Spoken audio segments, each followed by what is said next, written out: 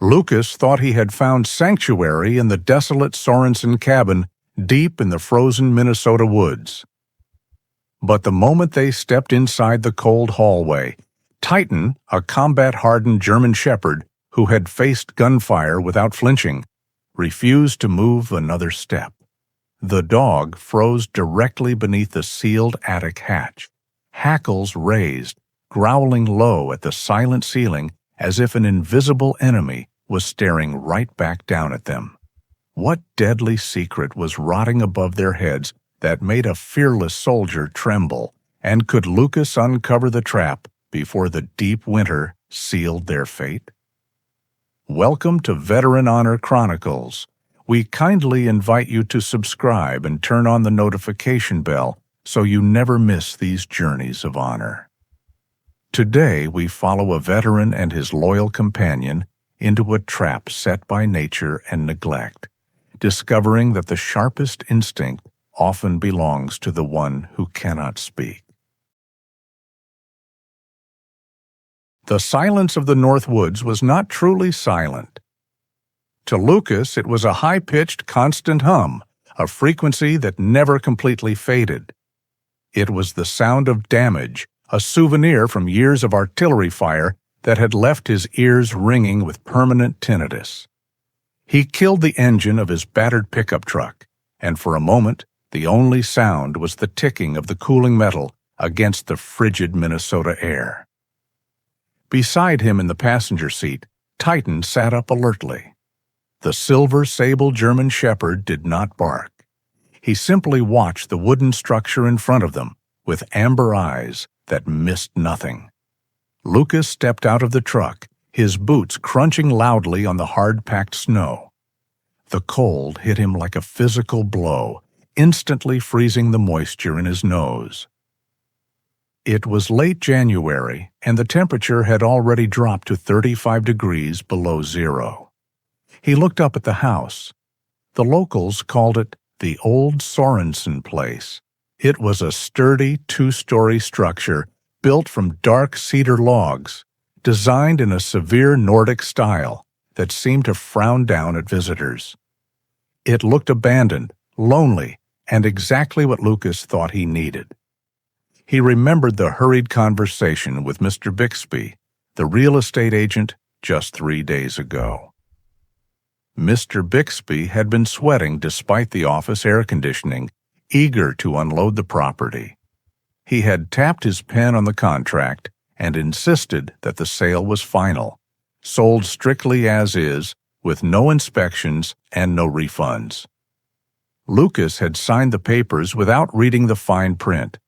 He did not care about the condition of the roof or the plumbing. He just wanted the isolation. Lucas opened the passenger door, and Titan leaped out with graceful, controlled power. The dog immediately began a perimeter sweep, nose skimming the snow, ears swiveling like radar dishes. "Let us get inside before we freeze," Lucas muttered, grabbing his duffel bag from the truck bed. The interior of the cabin was even colder than the outside, trapping the chill within its thick walls. The air smelled of stale dust and old pine resin. Lucas dropped his bag near the stone fireplace, his breath forming thick white clouds in the gloom. He needed to get a fire going, but first he wanted to inspect the layout. He walked into the hallway that led to the bedrooms, his eyes scanning the ceiling. There he saw the square outline of the attic hatch. It looked sealed tight, the edges thick with layers of peeling white paint and what looked like old duct tape. Curious, Lucas reached up. He shoved against the wood with the palm of his hand, trying to dislodge it. It did not budge. He pushed harder, gritting his teeth, but a sharp, hot pain shot through his right shoulder, an old injury that flared up in the damp cold. He hissed in pain and lowered his arm. "Forget it," he whispered to himself, rubbing his shoulder. He would deal with it later. Behind him, the rhythmic clicking of Titan claws on the floorboards suddenly stopped. Lucas turned around. Titan was standing directly under the attic hatch. The dog was rigid, his posture transforming from relaxed companion to combat-ready guardian. The fur along Titan's spine stood up in a jagged ridge. He was not looking at Lucas. He was staring fixedly at the sealed square of wood in the ceiling. A low, vibrating growl rumbled deep in the chest of the shepherd. It was a sound Lucas knew well. It was the sound Titan made right before an ambush. Lucas felt a familiar tightening in his own chest. He looked at the empty ceiling, then back at the dog. There was nothing there, just wood, paint, and shadows. "Titan, stand down," Lucas said, his voice rough with fatigue. The dog did not move. He kept his eyes locked on the hatch, his body trembling with tension. Lucas sighed, a heavy, weary sound. He knelt on one knee and placed a hand on the thick neck of the dog. He felt the rapid pulse beneath the fur. "He is gone, buddy," Lucas said softly. "Preacher is gone. It is just us now." He was thinking of Preacher, the sergeant who had been the calm anchor of their unit. Preacher had always known the difference between a real threat and the shadows of the mind. Lucas, however, had lost that ability. He looked at Titan and saw his own broken reflection. He saw a soldier who could no longer switch off the war, who saw enemies in the wind and ambushes in the silence. "It is just the wind," Lucas lied, trying to convince himself as much as the dog. Just the wind in the attic. He gave Titan a firm pat and stood up, ignoring the way the dog continued to watch the ceiling, waiting for a monster that Lucas was sure existed only in their damaged memories. By nightfall, the Minnesota winter had stopped being a season and had become a hostile force. The temperature outside plummeted to 35 degrees below zero, a cold so absolute that the cedar logs of the cabin groaned under the contracting pressure. Inside, Lucas was determined to build a fortress against the freeze. He stood before the massive stone fireplace where he had installed a heavy cast-iron wood stove. He fed the fire with aggressive determination, shoving split logs of seasoned pine into the belly of the iron beast until the metal sides began to glow with a dull, cherry-red heat. The stove roared, sending waves of intense warmth flooding into the room and rising straight up toward the ceiling.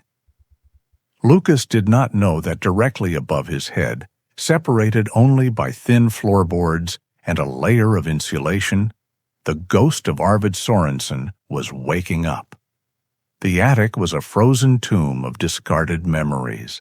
In the corner, stacked against the chimney flue, sat a collection of old plastic jerry cans. They belonged to the previous owner, a man who had hoarded marine solvents, acetone, and industrial paint thinners for boat repairs that he never finished. For years, the plastic containers had sat in the freezing dark, becoming brittle and fragile. Now, the sudden, intense heat radiating from the chimney below created a violent thermal shock. In the silence of the attic, the plastic containers began to expand and warp. Microscopic fractures turned into cracks. One by one, the seams gave way.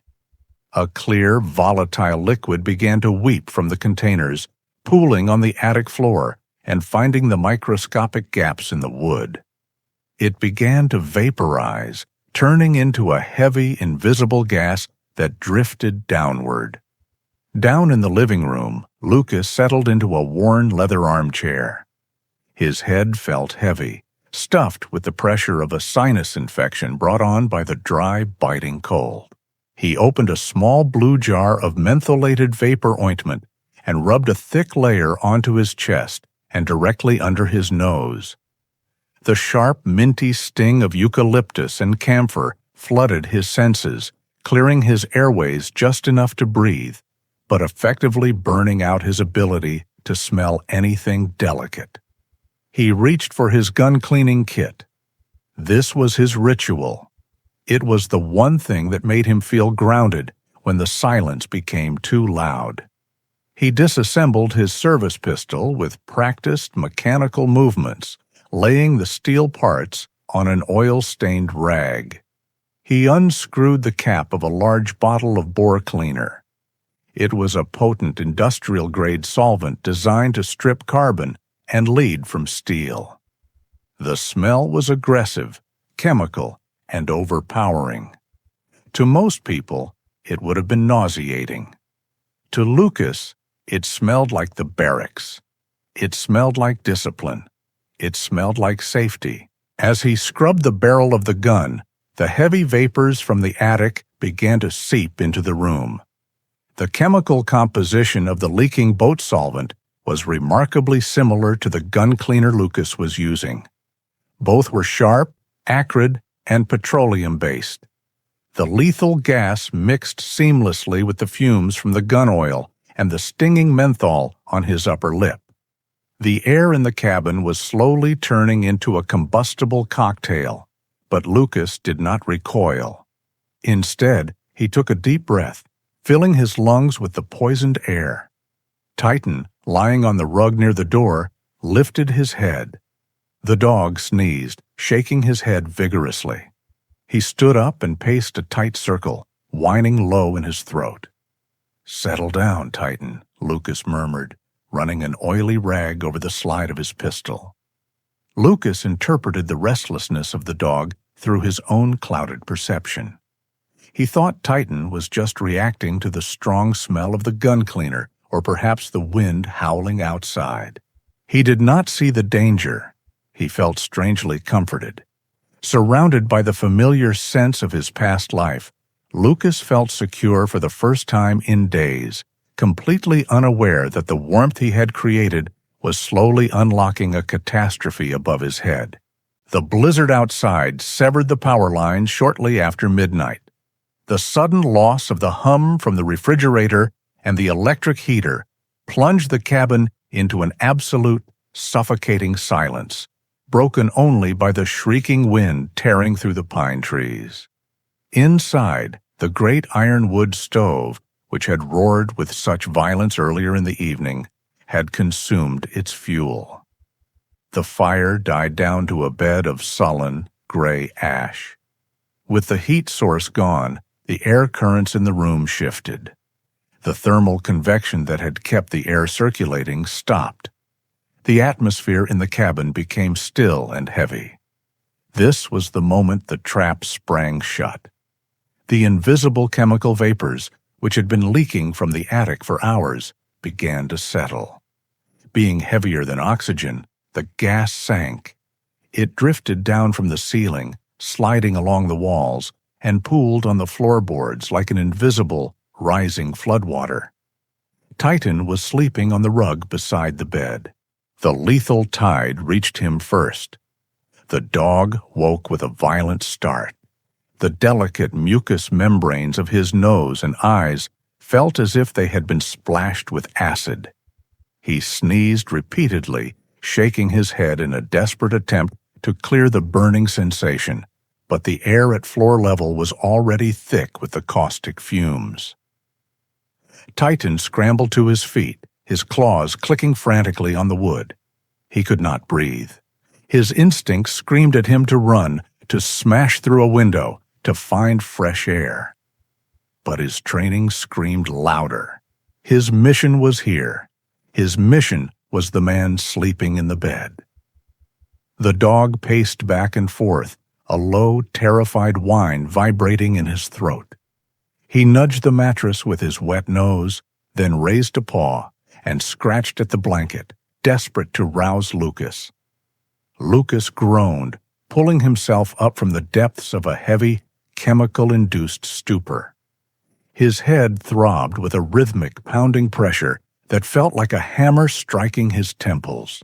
He assumed it was the sinus infection worsening, or perhaps the after-effects of the whiskey he had finished before bed. He squinted into the pitch-black room.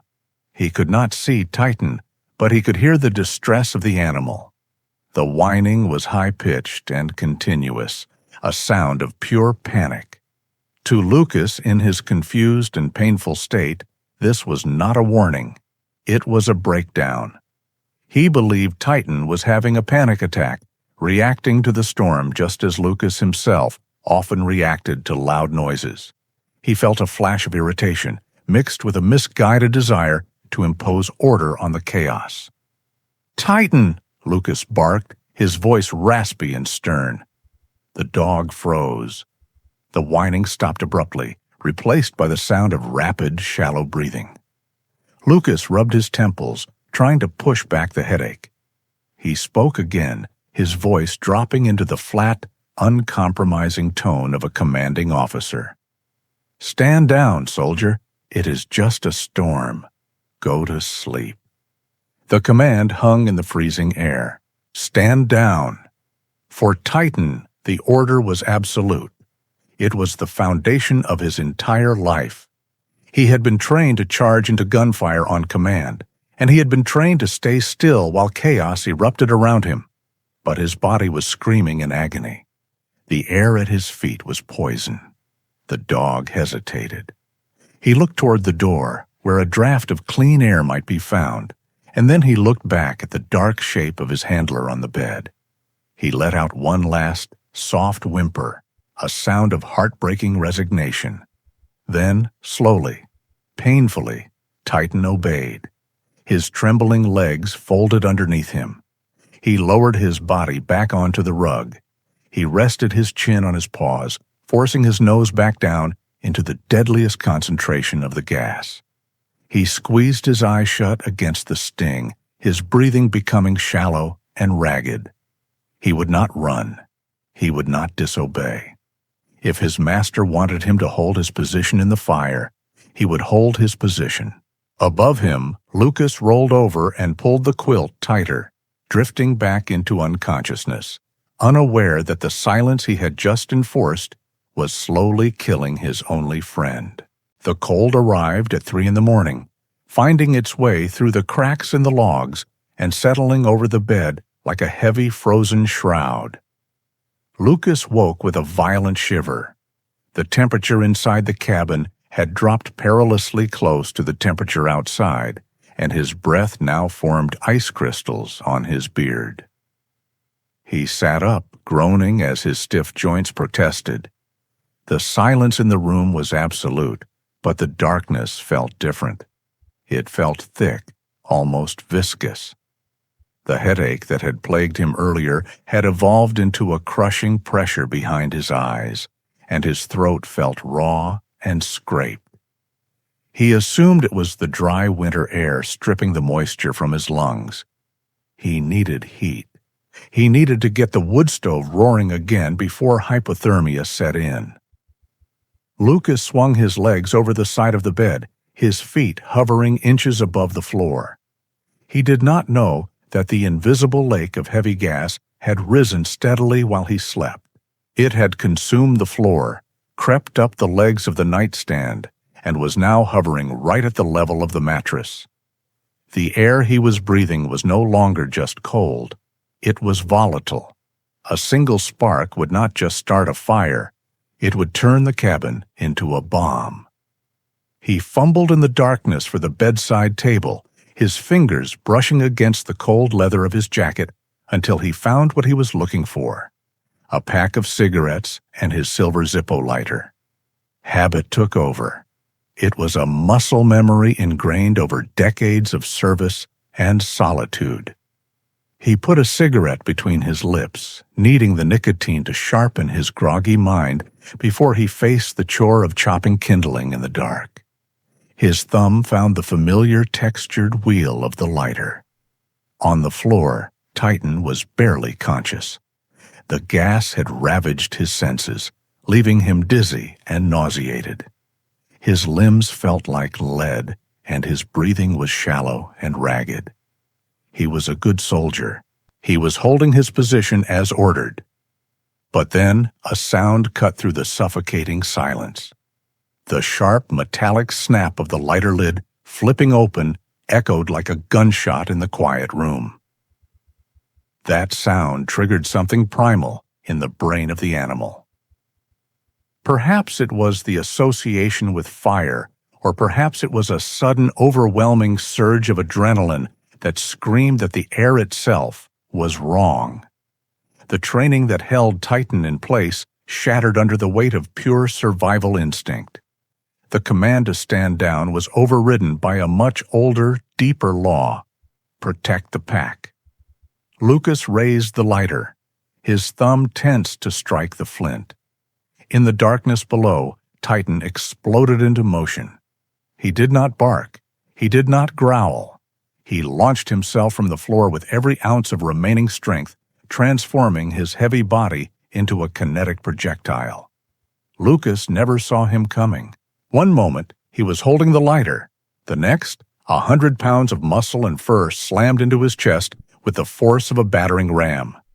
The impact was brutal. The air left Lucas' lungs in a painful whoosh as he was thrown backward onto the mattress. Titan did not stop there. As Lucas fell, the dog snapped his jaws, not at Lucas' throat, but at his wrist. Teeth grazed the leather of the jacket, clamping down on the cuff and jerking Lucas' arm violently to the side. The silver Zippo flew from Lucas' grip. It spun through the darkness, unlit, and clattered harmlessly into the far corner of the room. Lucas lay stunned on the bed, gasping for air, his heart hammering against his ribs.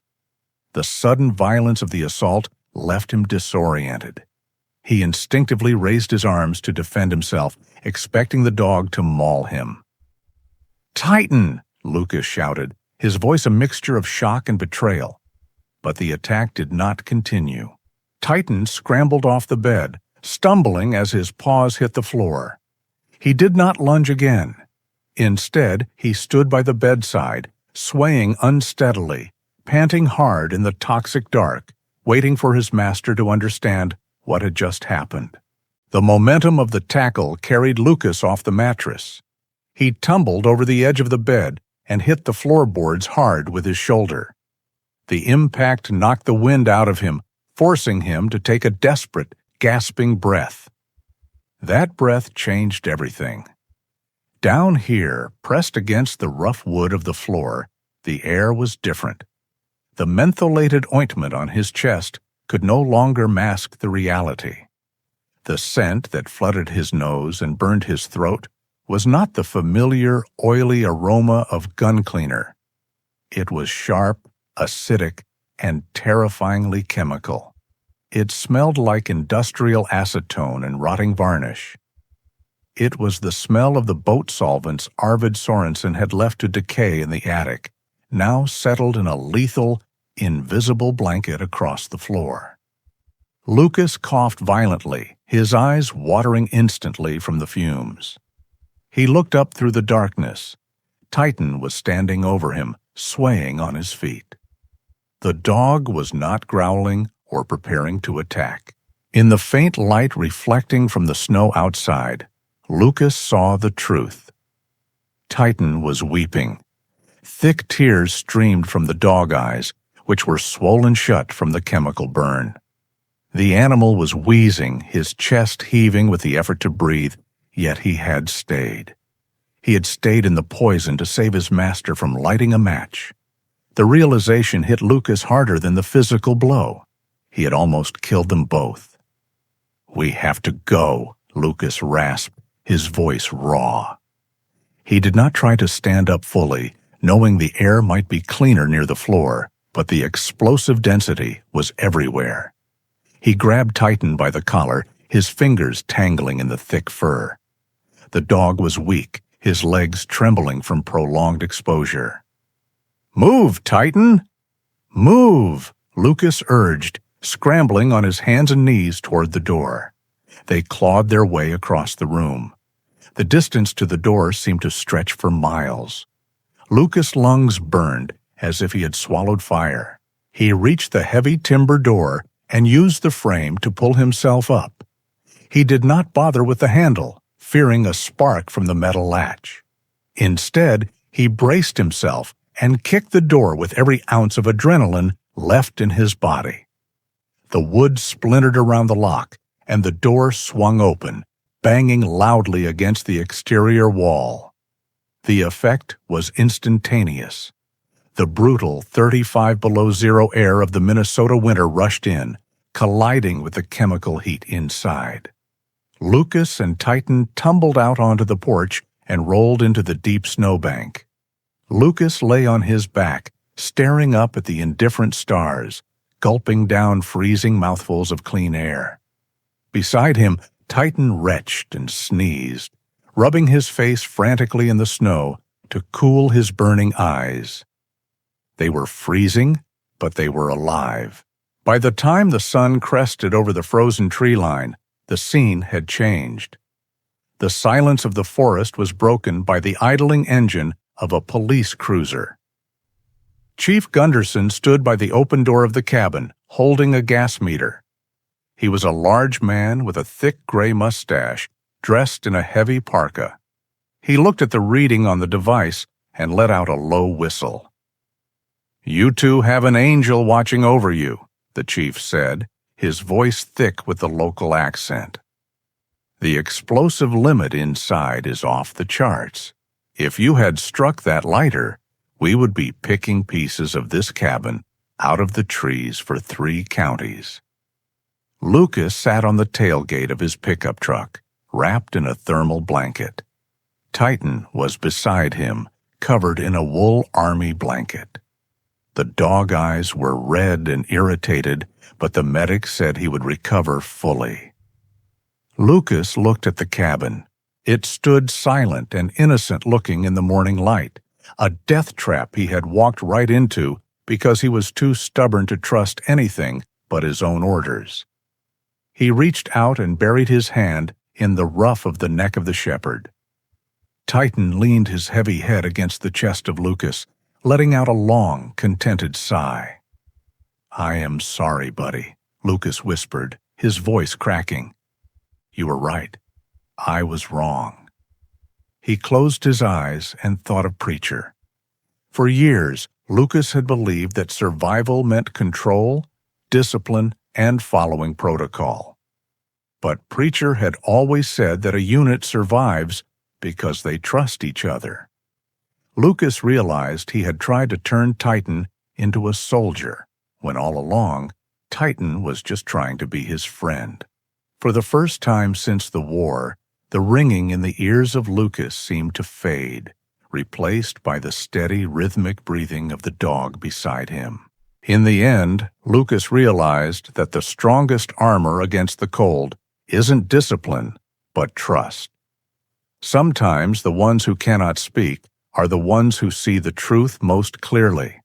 And true loyalty means having the courage to protect those we love, even when it means breaking the rules.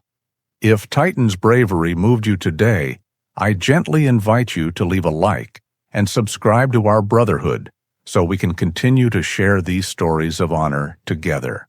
As we close this chapter, another journey of courage is waiting for you on the screen right now.